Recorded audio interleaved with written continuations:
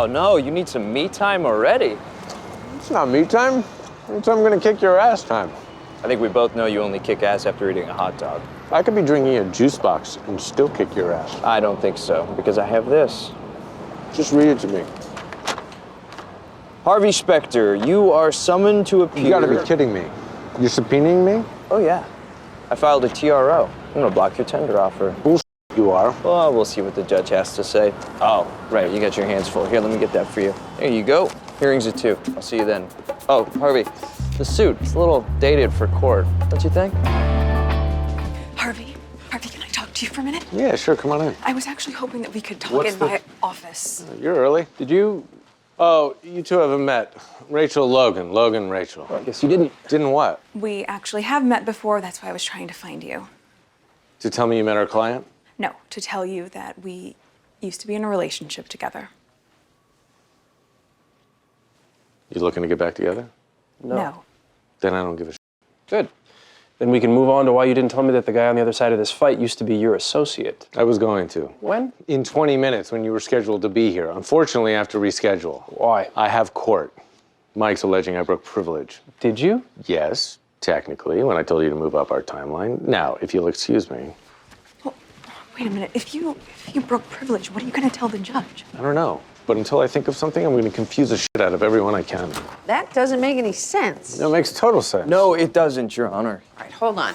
Let me get this straight. You work for him. Worked. I was his associate. Not the best associate, Your Honor. Is that relevant? No, but I'd like it on the record. Well, it's on there now, whether we want it there or not. And all I'm saying is there's no attorney-attorney privilege. Finally, a fact. An irrelevant fact, because at the time of the conflict, I was his client. And not the best client either. Now, Mr. Specter, shut up.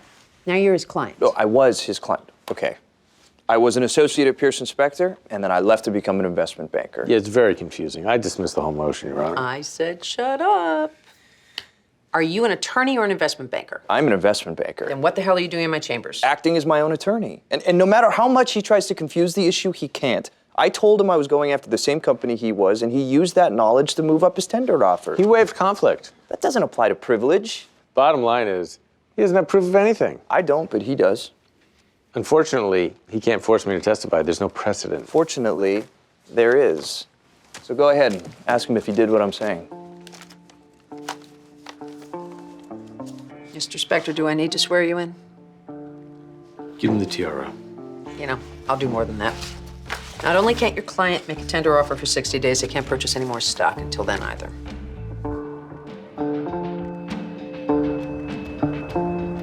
I'm telling you, we need to negotiate with him. You mean pay him off? Yes, that's exactly what I mean.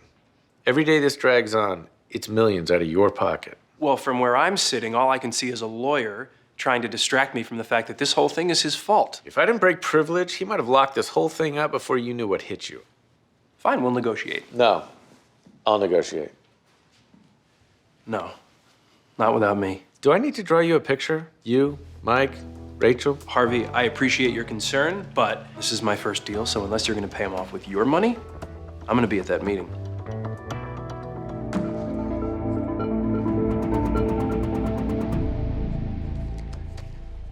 Harvey, what are you doing here? You said it yourself and never brought you a gift when you moved in. Still don't see an orchid. Flowers die. I thought I'd bring something better. Me. Across the table from you. Where's your client? He doesn't need to be here. This fight started with you and me. So let's you and me settle it right now. You mean you don't want him here because you don't think Logan Sanders and I can be in the same room? I don't think I know. Harvey, I'm a grown man. I can sit across the table from somebody who had a history with Rachel. Maybe, but you both have a brain and a dick, and if you get in that room together, the brains aren't going to be leading that conversation. Fine. You tell me that you have the authority to negotiate a deal, and I'll negotiate. But you can't, because you don't. And I'm not going to agree to something here today just to have Logan reject it tomorrow. So go home, get some sleep, and then the three of us will do this again in the morning.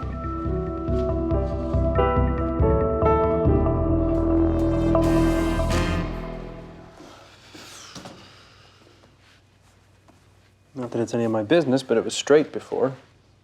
I know. Oh, I get it.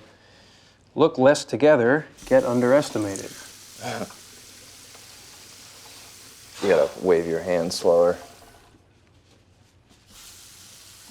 Thanks. No problem. If you want soap, you just click your heels together 3 times. How do you think I'm planning on getting that dryer to work? You'd think you wouldn't have these problems considering what you guys charge. No, I don't work here. But you, I used to.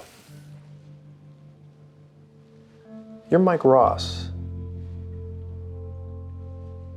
And you're Logan Sanders. Paper towel? Don't mind if I do. After you. Don't mind if I do. I see you two have met. We have. And don't underestimate him because of his tie. I have always estimated that tie correctly. Now, can we talk about business? It depends on what you're proposing. Did you walk away? That doesn't sound like much of a deal. Well, he forgot to add the part where you walk away $20 million richer. Pure profit, no risk. Win-win.